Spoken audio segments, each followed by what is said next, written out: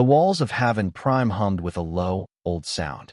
It was the sound of a dying star pressing against metal, the sound of a station that had stood through too many years of trade and politics. Darren Holt walked through the lower corridor, his gray coat pulled tight around his thin frame. He carried a single thin folder under his arm. Around him, delegates from 100 species moved in groups, talking, laughing, ignoring him. He was used to it. The Galactic Concord Trade Assembly was the largest meeting in the known systems. Once a year, the powers of the galaxy gathered here to set the rules of shipping, tariffs, and resource rights. Earth had a seat. Earth had always had a seat. But no one in this place believed Earth deserved it. Darren reached the human delegation room. It sat near the cargo levels, below the main floor, in a corridor that smelled faintly of oil and coolant. The door slid open with a tired hiss. Mira Voss was already inside, sitting at the small table, going through papers. She looked up when he came in. "They moved the vote up," she said. "Tariff structure is going to the floor today." Darren nodded. He had expected this. The Vornak Confederacy did not waste time. They had spent the last 6 cycles building their bloc, and now they wanted to crush the smaller traders before anyone could organize against them. Earth was one of those smaller traders. Earth's exports were modest. Mostly raw metals, some grain, some textiles. Nothing the big powers wanted, but enough to feed the home colonies. A new tariff would end all of it. "Have you read the proposal?" Mira asked. "Twice. And it is designed to kill us." Mira put her papers down. She was young, maybe 28, with sharp eyes and a habit of speaking too fast. She had been assigned to Darren 3 cycles ago, fresh from training. He had thought she would quit by now. Most aides did. But she had stayed, and she had grown harder in the staying. "You have to speak," she said. "If we let this pass without a word, Earth is finished here. We might as well pull the seat." "I will speak." "Will they listen?" Darren did not answer. He walked to the small window and looked out. From this level, he could see the curve of the station and the red glow of the dying star beyond it. He had been a delegate for 9 cycles. He had spoken at 15 assemblies. He could count on one hand the times he had been allowed to finish a sentence. The main chamber was 3 levels up. Darren and Mira took the lift in silence. When the doors opened, the noise hit them. The chamber was a great curved hall, ringed with seats for every member species. The Vornak block sat in the center, their delegates broad and gray-skinned, their long arms folded over their chests. The smaller species were pushed to the outer ring, where the lights were dimmer and the sound carried less. Earth's seat was there, of course. Outer ring, 3rd row. Darren took his place. Mira sat behind him. The chairman, a thin pale being from the Alluvian system, called the assembly to order. The proposal was read aloud. The Vornak lead delegate, a heavy male named Corvith Run, rose and gave a long speech about fairness and balance. He spoke for 19 minutes. No one interrupted him. When he finished, the chairman opened the floor for responses. Darren raised his hand. The chairman's eyes passed over him. "The delegate from the Threeland system has the floor." The Threeland delegate spoke briefly and sat down. Darren raised his hand again. The chairman looked past him a second time. "The delegate from the Marwin combined." Mira leaned forward, her voice low and tight. "Darren, I see it." The Marwin delegate spoke. The chairman moved to call the vote. Darren stood up. "Mr. Chairman," he said. His voice was not loud, but it carried in the strange acoustics of the chamber. "I have requested the floor twice." The chairman paused. He looked at Darren with the slow patience of a man who had hoped to avoid this. "The chair did not see your hand, delegate. The vote is now being called. I am asking to speak before the vote. The chair will note your request for the record. Please be seated." Corvith Run laughed. It was a soft, deep laugh, and it carried further than Darren's voice had. A few delegates near the Vornak block joined in. Darren stood for a moment longer, then sat down. Myra's hand was clenched on the back of his chair. The vote was called. The tariff passed by a wide margin. Earth's small vote against it changed nothing. The chairman closed the session. Delegates rose, gathered their papers, began to leave. Corvith Run walked past Earth's seat on his way out. He did not look at Darren. He did not need to. The message was already clear. Mira waited until the chamber had mostly emptied before she spoke. "What now?" Darren stared at the empty center of the chamber. The lights were already dimming. A cleaning unit had rolled out and was sweeping the polished floor. "Now," he said, "we go back to the room." And then, he did not answer. He gathered his folder, stood up, and walked out of the hall with his head straight and his coat pulled tight. Mira followed. Behind them, the chamber doors slid shut with a soft, final sound. The hum of the dying star pressed on through the walls. The message came in just after the third station bell. A short burst on the private channel, encrypted with the Earth Central seal. Darren sat alone at his desk when it arrived. He had not eaten since morning. The screen flickered to life and showed the text in plain white letters. No signature, no greeting. He read it twice to make sure he had understood it. Sign the agreement. Accept the loss. Return home on the next transport. Funding for the delegation is being reduced.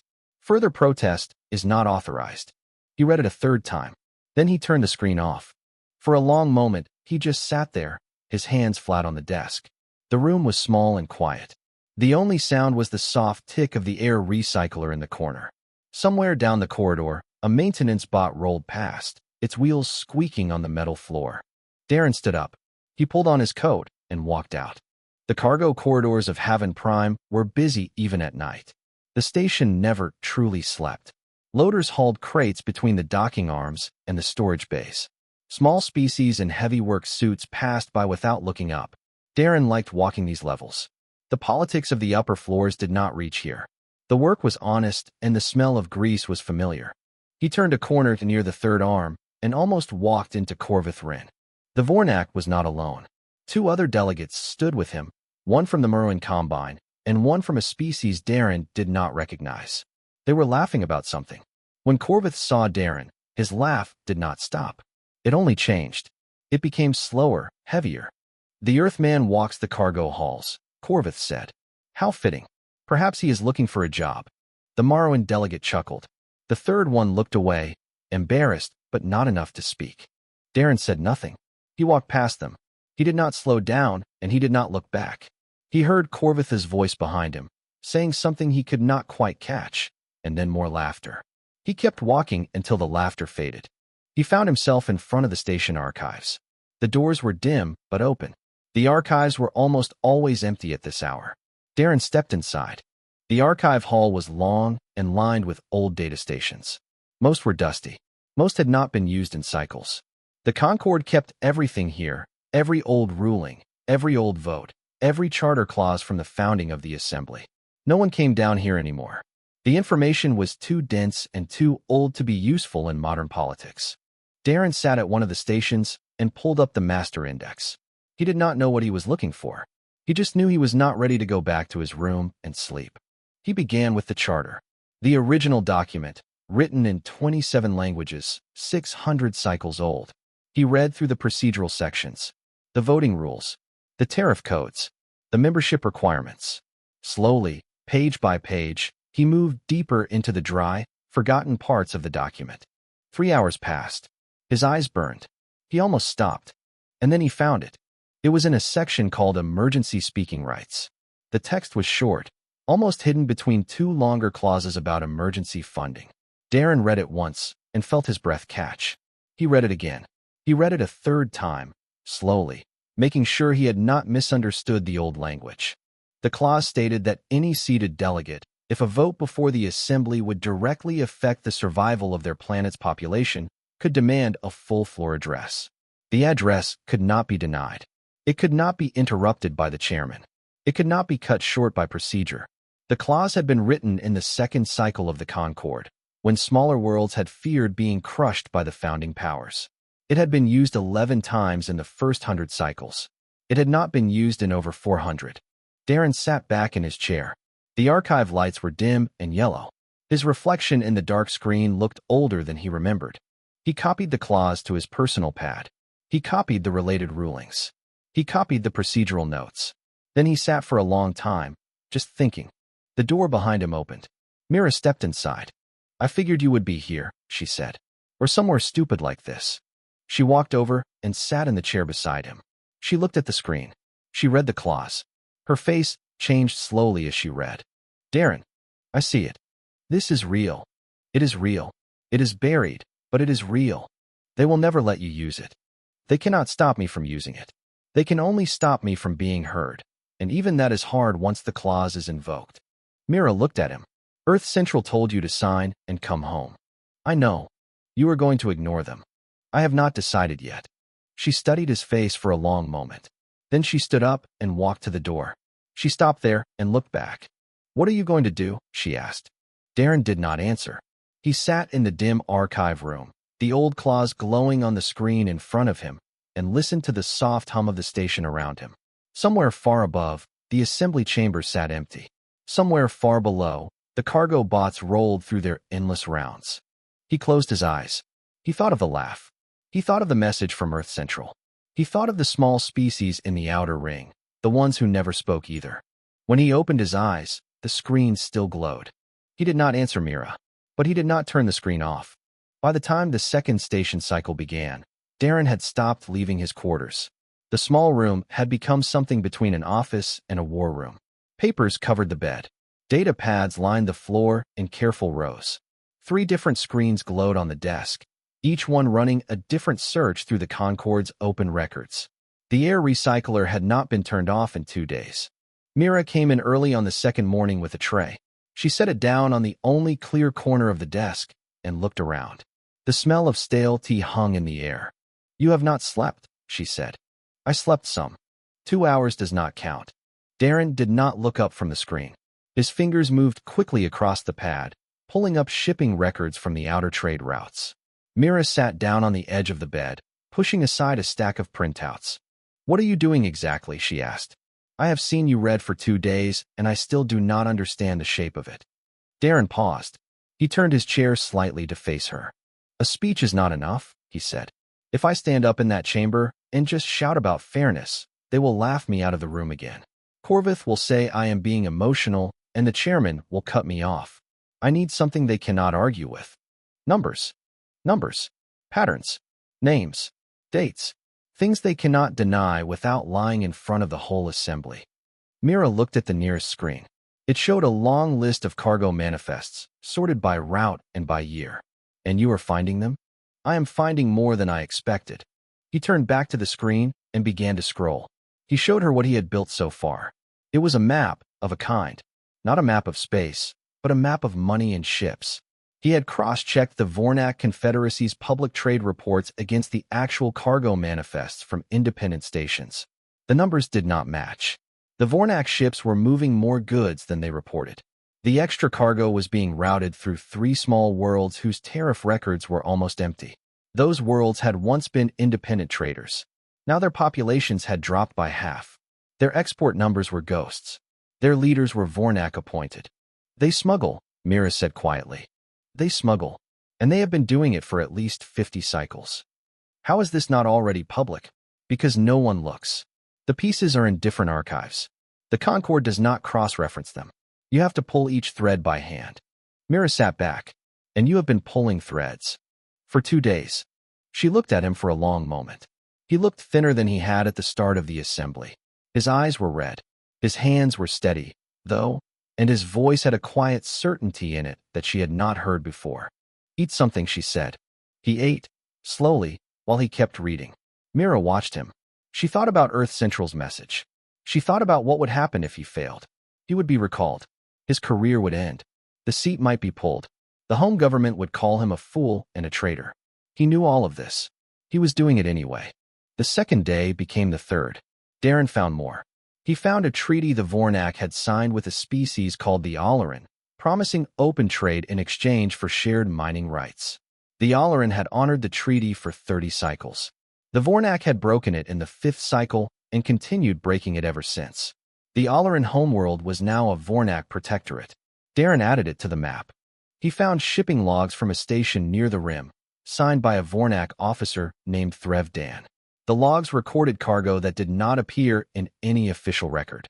Darren added the officer's name to a second list. He kept building. Mira brought food twice more. She did not try to convince him to sleep again. She sat at the small side table and helped him sort the printouts. She was a fast reader.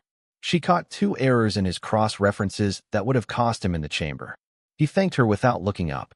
She nodded and kept working. On the night before the final vote, Darren finally stopped. He turned off 2 of the 3 screens. He stacked the printouts into one tall pile. He sat back and looked at what he had built. It is enough, he said. Mira looked over. Enough to win? I do not know. Then what? Enough to be remembered. She did not know what to say to that. She sat with him in the small quiet room for a long time. The air recycler hummed. The station bells rang the late hour somewhere far above them. Darren. Yes. They will come at you. After. Even if you win the moment, they will come at you. The Vornak do not forget. I know. And Earth Central will not stand behind you. I know that too. She looked at the floor. Then why? He thought about the answer for a while. When he spoke, his voice was low. Because someone has to be the first to use the claws again. And if I do not do it, no one will. And the small species in the outer ring will keep losing, and one day there will be no outer ring left to speak from. Mira nodded slowly. She did not say anything else. In the morning, Darren put on his plain gray coat. He combed his hair. He gathered the printouts and the data pad into a single thin folder. He looked at himself in the small mirror by the door. He looked tired. He looked old. He did not look afraid. He walked out of the room. Mira followed him. The lift doors closed behind them. Light poured into the main chamber through the high curved windows, painting the inner ring in a soft gold. The dying star outside was good for one thing at least. It made the assembly hall beautiful for an hour each morning. The delegates filed in slowly, talking in clusters, settling into their seats. Corvithrin entered last, as was his habit, walking the long path down the center aisle so that everyone would see him before he sat. Darren took his seat in the outer ring without speaking. The folder rested on his knees. Mira sat behind him, her hands folded tightly in her lap. She had not eaten breakfast. Darren had. The chairman called the session to order. There were 2 items on the agenda. The first was a routine matter about docking fees. The second was the final ratification of the new tariff structure. The chairman moved through the first item quickly. The vote passed with no debate. Then he turned to the tariff. The chair recognizes the delegate from the Vornak Confederacy for final remarks before ratification. Corvith stood. He smoothed the front of his heavy robe. He began a short speech, prepared and polished, about progress and shared prosperity. Darren did not listen to the words. He watched the room. He watched which delegates leaned in and which ones looked at their pads. He counted the small species in the outer ring. He counted the mid-tier blocks. He counted what he could. Corvith sat down. The chairman moved to call the vote. Darren stood up. Mr. Chairman. The chairman paused. His pale eyes settled on Darren with something close to weariness. The delegate from Earth, the vote is being called. Please be seated. Mr. Chairman, I am invoking Charter Clause 17, subsection 4. Emergency speaking rights. The chamber went still. Corvith turned his head slowly. A few delegates near him began to whisper. The chairman blinked once, then looked down at his console. He typed something. He read. He typed again. The silence in the chamber grew heavy. The chair will need a moment to verify the clause, he said. Take your time, Mr. Chairman. Darren remained standing. Myra's knuckles were white. The chairman read for nearly 2 minutes. No one spoke. Finally, the chairman looked up. The clause is valid. The delegate from Earth has the right to address the full floor. The chair confirms. Corvith stood up at once. Mr. Chairman, this clause is ancient. It has not been used in 400 cycles. Surely the proper procedure is to refer it to the Committee on Charter Interpretation before allowing. The clause does not require interpretation, the chairman said quietly. It is clear in its language. The delegate has the floor. Corvith sat down slowly. His expression had changed. The easy laugh of the day before was gone. He looked at Darren now with something colder. Darren opened the folder. Honored delegates, he began. His voice was not loud. He did not try to make it loud. I am not going to speak about Earth today. Earth is small. Earth's losses under this tariff would be real, but they would be one story among many.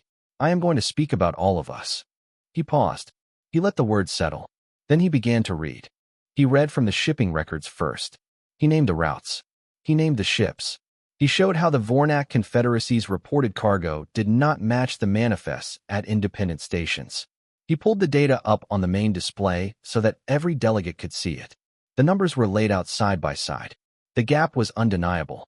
This is not a small gap, Darren said. Over 50 cycles, the difference adds up to almost 3 trillion units of unreported cargo. 3 trillion units that did not pay tariffs. 3 trillion units that were moved through worlds whose populations were collapsing while the trade through them grew. He read the names of those worlds. He read their population numbers from 50 cycles ago, and from now. The drop was sharp. Some delegates in the outer ring leaned forward in their seats. A few of them began to type quickly on their own pads, pulling up their own records. Darren moved on. He read the Alerin Treaty. He named the date it had been signed. He named the date it had been broken. He read the names of the Vornak officers who had signed orders to break it. One of those names was a current Vornak senior advisor, seated 3 rows behind Corvith. The advisor's head jerked up at the sound of his own name. "Mr. Chairman," Corvith said, rising. "These are slanders. The delegate is reading from forged documents. He has no authority to." "The delegate has the floor under Clause 17, the chairman said. "He cannot be interrupted. Please be seated." Corvith remained standing for a moment longer. Then, slowly, he sat. Darren kept reading. He read the shipping logs signed by Threv Dan. He read the cross-references. He read the dates and the cargo types and the destination ports. He read for almost 40 minutes. He did not raise his voice once. The chamber changed as he read. The whispers stopped. The small species in the outer ring were no longer just listening. They were watching the Vornak block. The mid-tier delegates had stopped looking at their pads. They were looking at the main display, where the numbers kept stacking up, line by line, undeniable. When Darren finally stopped reading, the silence in the chamber was different from any silence he had ever heard there before. It was not the silence of being ignored. It was the silence of a room that did not know what to do next. He closed the folder. "I yield the floor," he said. He sat down. The chairman looked at the display for a long moment.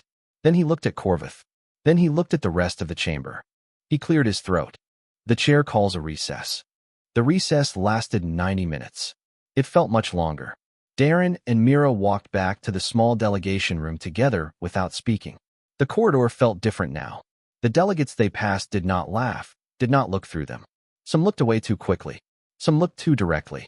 A young aide from the Morrowind Combine stepped aside to let them pass and gave Darren a small, careful nod. Mira saw it. She did not say anything.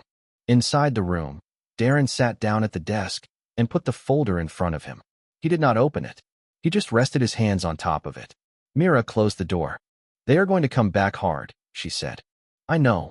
Corvith has been on the comm since you sat down. I watched him. He was talking to at least 4 other delegations during the speech. I saw." She sat across from him. Her hands were shaking slightly. She pressed them flat on the desk to stop it. "Darren." "Yes. If they call for a vote to bar Earth, what happens?" "It depends on who stands with us." "And who stands with us?" He did not answer. A soft chime came from the door. Mira got up and opened it. A small delegate stood in the corridor. The being was thin and short, with smooth pale skin and large dark eyes. The robe marked the wearer as Talon. Darren recognized the delegation but had never spoken with any of its members. "May I come in?" the Talon asked. The voice was quiet and careful. Darren stood. "Please." The Talon stepped inside. The door closed. The being did not sit. It stood near the desk with its hands folded. "My name is Cello Vaughn," the Talon said. "I represent the Talon worlds. I do not have much time. I came only to say one thing." Darren waited. "What you read today?" "The Alerin Treaty. The shipping numbers through the small worlds. My people remember the Alerin. We traded with them before the Vornak took them. We have records that match yours. Older records. We have kept them quietly for 30 cycles. We thought no one would ever speak." Darren breathed out slowly. "Why did you keep them quiet?" Selovan looked at the floor. "Because we are small. Because the Vornak destroyed the Alerin, and we did not want to be next. But today you spoke. And the chairman did not stop you. And the chamber listened. What are you saying?" Selovan looked up. The large dark eyes were steady. "I am saying that when the session resumes, I will rise and second your findings. And I will not be the only one. I have spoken to 4 other small delegations during the recess. They will rise also. We do not have the power to win the vote, but we have the power to make it harder for them to bury you." Darren did not know what to say. He nodded slowly. "Thank you." Selovan gave a small bow. Then the Talon turned and left the room. Mira sat down heavily. "Did that just happen?" "Yes." "How many is 4 small delegations?" "Not enough, but more than 0. And it is a start." The chimes sounded again. This time it was a station messenger. The recess was ending. They walked back to the chamber in silence. The hall was packed. Every seat was filled.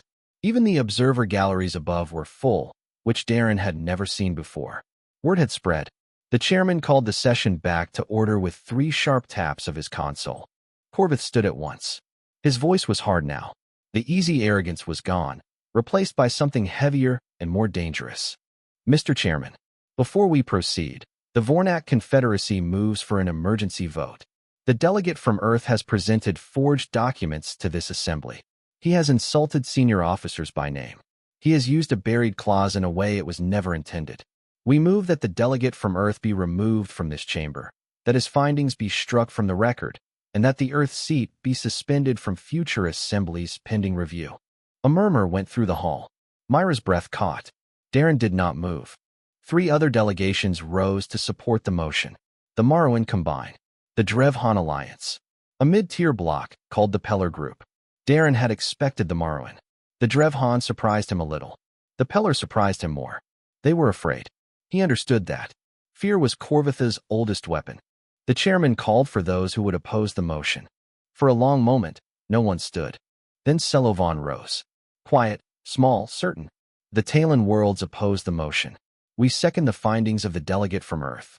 Another small delegate rose. Then another. 4 delegations. Then 5. Then 6. Darren counted as they stood. The numbers were not enough. But the standing itself was something the chamber had not seen in a long time. The Vornak side watched in stiff silence. The chairman called for a recess to allow further consultation. Corvith objected. The chairman overruled him. The recess was set at 30 minutes. In the corridor, Darren stood with Mira and the small group of delegates who had stood with him. They did not speak much. There was not much to say. They were not winning. But they were no longer alone. Mira leaned close to him. Her voice was a whisper. Darren, even if we lose this vote, what happens next? He looked at the small group around him. He looked at Selovan, who was speaking quietly with 2 other Talon advisors. He looked at the mid-tier delegates who were watching from a distance, undecided, waiting to see which way the wind would blow. Something is loose now, he said. Something that was not loose before. They cannot put it back. You believe that? I have to. The bell rang. The recess was over. They walked back into the chamber together. A hush had settled over the chamber that was different from any silence the hall had carried in living memory. The observer galleries above were so still that the soft hum of the air system could be heard for the first time in cycles. Even the lighting seemed to hold its breath, falling in pale stripes across the curved floor. The chairman tapped his console twice, and the final phase of the session began. He spoke clearly. The chair has reviewed the motion presented by the Vornak Confederacy and the counter-motion presented by the Talon delegation. Under Charter Clause 17, the original speaking right of the delegate from Earth cannot be revoked. However, the Vornak motion to suspend the Earth seat is procedurally valid and will be put to a vote. Before that vote is taken, the chair has also received a separate motion from the Talon delegation. Corvith's head came up sharply. He had not been told about this. Darren had not been told either. Mira looked at Selovan across the chamber. The small Talon was already on his feet. The Talon delegation moves that this assembly open a formal investigation into the findings presented today by the delegate from Earth. The investigation to be conducted by an independent committee drawn from species not currently aligned with either the Vornak Confederacy or the Earth delegation. The investigation to have full access to Concord shipping records, station archives, and treaty documents. A loud murmur swept the chamber. Corvith stood up so quickly that his robe caught on the seat. Mr. Chairman, this is outrageous. The findings have not been verified. To open an investigation based on a single dramatic speech is to invite chaos. The Confederacy demands the suspension motion be voted on first. The chairman looked at his console. He typed for a few seconds. Then he looked up. Under the order of procedure, motions to investigate must be considered before motions of suspension when both concern the same set of findings. The Talon motion will be voted on first. Corvith sat down. His gray skin had gone slightly pale. Darren watched him without expression. Mira was no longer shaking. The chairman called for the vote. The procedure was the old one, the one used only for charter-level decisions. Each delegation would rise from its seat, and walked to the center of the chamber to cast its vote in person. It was meant to make every species visible. It was meant to make it harder to hide. Darren had never seen the procedure used in his 9 cycles. The first to rise was Celovan. The small Talon walked the long path to the center with steady steps. He cast his vote for the investigation. He walked back to his seat. The hall was silent. The second to rise was another small delegate, from a species Darren did not know by name. That delegate voted for the investigation also. Then another. Then another. One by one, the small species of the outer ring walked to the center. Each one alone, each one watched by the entire chamber, and each one voted yes. Darren rose when his turn came. He walked the long path. He cast his vote. He walked back. He did not look at Corvith as he passed. The mid-tier blocks were next. The Morrowind Combined voted no, as expected. The Drevhan voted no. The Peller group voted no. Corvith's face began to relax, just slightly. The vote was close. Darren could feel it. Then a delegate from the Alluvian system rose.